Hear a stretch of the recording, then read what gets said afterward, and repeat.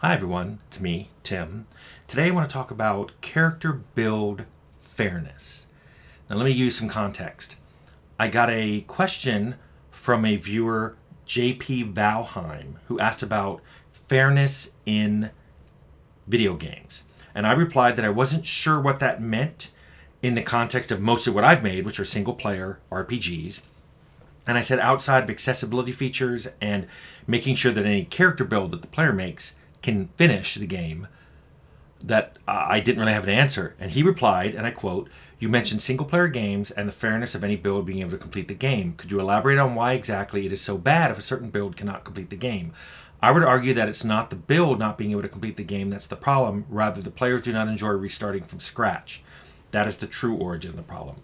Well, let's talk about that. I think you're not wrong that a lot of players do dislike restarting from scratch. But I think there's some other issues going on. I'll start by saying it's my belief, maybe other people don't share, but my belief is there's a pact between the single player role playing game designer and the player. And that pact is I will give you tools to make any character you want. And if I do that, you should be able to finish the game with whatever character you made using those tools. Meaning, if character creation lets you make a certain kind of character, you shouldn't discover halfway through the game that that character cannot finish. And also, by finish, I'm very specific what I mean here. I mean the main story arc. And I'm even talking about if the game lets you keep playing past the end of the story arc. Maybe things will get difficult there. But I'm talking about, can you finish the series of quests that make up the main story arc? In fact, I have a whole video on games that don't have endings, that you can finish the main story arc and they keep going. I'll link it below. I'm also not including side quests. I think it's perfectly reasonable to put side quests in a role-playing game that not every build can do. In fact, I have a video below on multiple quest solutions, and you should watch that because I call out that on games where I was the director or the lead, I made sure that the main story quest could be solved by all the different kinds of characters we were supporting. But for the side quests, I'm like, if only a few of them can, that's fine. As long as it's not the same few every time. If we have a lot of quests that require combat characters to do, then I want some talking quests, I want some stealth quests, I want some leader quests. So things like that. Now let me clarify what I mean by completing. I do not mean it will be easy. I just mean it will be possible. Some builds that you can make, and by that I mean not only during character creation, but as you level up and you make changes, I think if the game allows it, that character should be able to finish the main story quests. But that doesn't mean it's not going to be incredibly challenging to do so with some characters versus others. Also, some of those builds will require the player, not the character, to develop certain skills. Maybe they need to understand the minutia of rules because they've made a character that is really good at doing something, but they're not doing it, or they're not doing it right, or they're not doing it well. It's possible you're just not playing that character very well.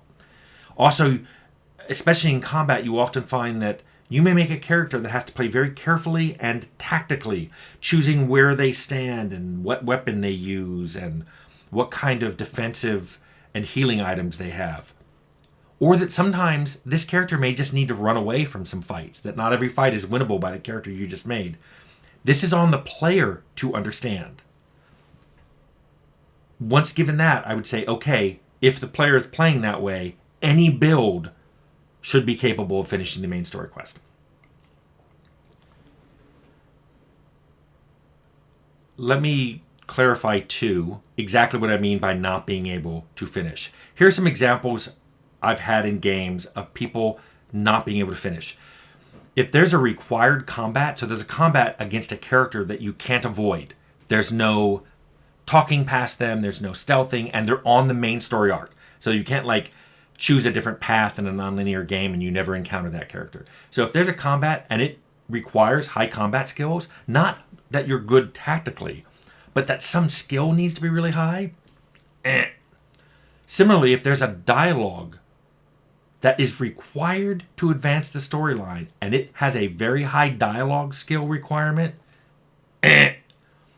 imagine a door in a game that has no key to find and requires a 100 lockpick skill. So many builds you make won't be able to do that. Why would you even design that? Why would you put that in the game? A lot of you would be like, I would never do that. But then they do it with either the dialogue path or the combat path. And they're like, well, you're going to have to fight. If you have to fight, then I would say you need to change your character creator or the level up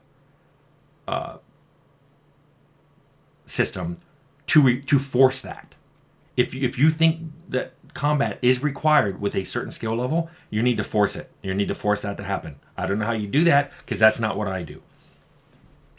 And I have gone through my own games and tested them with very tough builds. And I would like to point out that I had a really, really good tester. I've mentioned this before in the Outer Worlds, Taylor Swope, and he made a random player character generator where it would tell people in QA, make a character with these attributes, and then this is how you level them up, and then in the game, this is the things you have to do, just to make sure that the game was finishable when someone played that way. But I myself have played my games with many characters that were really, really hard to finish with. In the original Fallout, I made a low intelligence, a 1 intelligence character. Ostensibly, I wanted to see the funny dialogue, but because Fallout had the skill points you got when you went up a level was directly proportional to your intelligence, that character got very, very few skill points and therefore got to the end of the game with very low skills. I think it's proof that you had to specialize, because if you just had a bunch of skills at 20 or 30 something, it was really hard, but it was doable. It could be done. Proof, I did it. I have made other characters for my other games.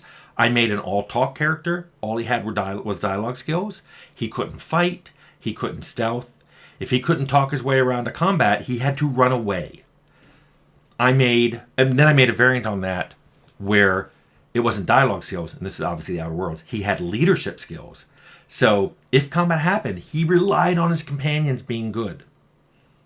I've made characters that only have one skill that I put points in.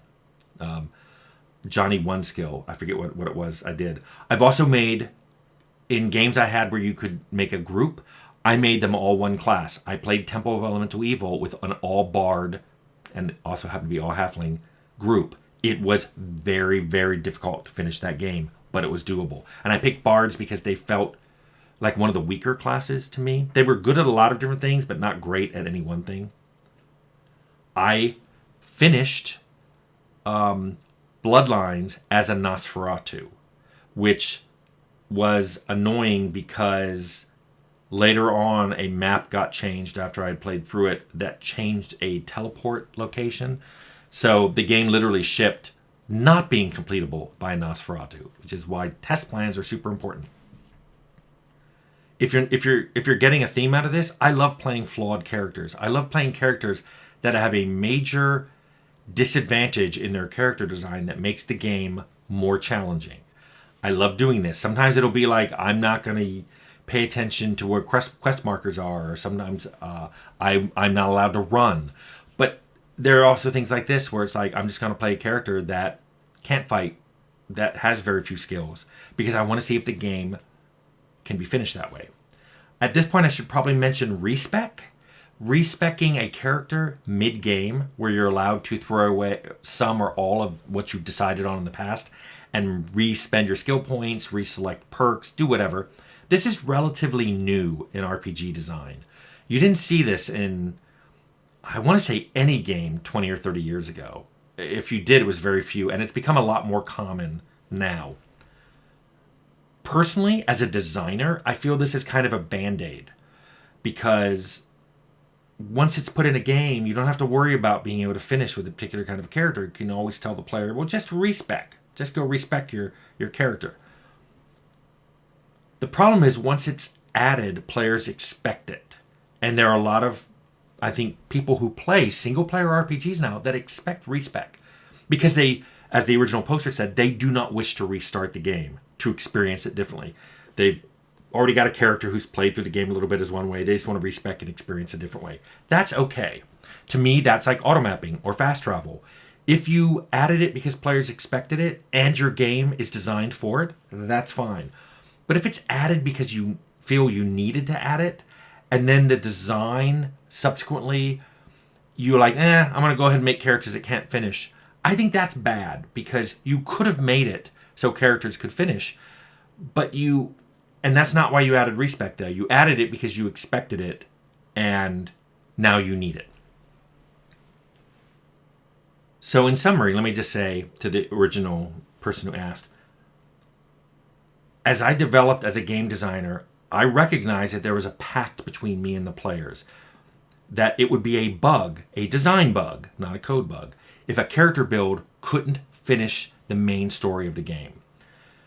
And this bug is as bad as any crash bug, as bad as any, reduced frame rate bug. It just happens to be a design bug and not a code bug. And I think it needs to be fixed. Because one of the mantras in my games is do whatever you want. The game won't necessarily make it easy on you. And there will be reaction to what you've chosen to do. But you still can do it, and you can finish the game with that. And I think that's just something that I think designers should have that agreement with players of single-player RPGs. So I hope that answers your question, JP Valheim.